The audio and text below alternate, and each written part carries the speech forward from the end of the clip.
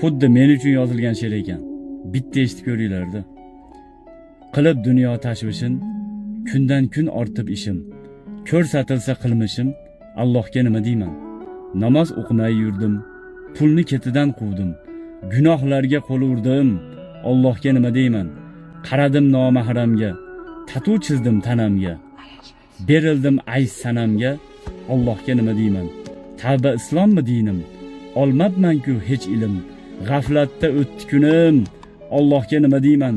Tinmay qildik o'g'irlik, kimlarni g'iybat qildik, o'yin tushib xo'p kuldik, Allohga nima deyman? Pulni sanab xudoyim, achinarli ahvolim, tanni tark etsa jonim, Allohga nima deyman? Aralashdim riboga, shirk keltirdim xudoga, berildim mol dunyoga, Allohga nima deyman? TikToklarga berildim, mashhur bo'ldim, kerildim, aldadim, zino qildim, Allohga nima deyman? Tinmay yedim haromni, o'qimadim kalomni, unutdim goh salomni, Allohga nima deyman? Islomdamiz, johilmiz, na mo'min, na kofirmiz. Qachongacha g'ofilmiz? Allohga nima deyman?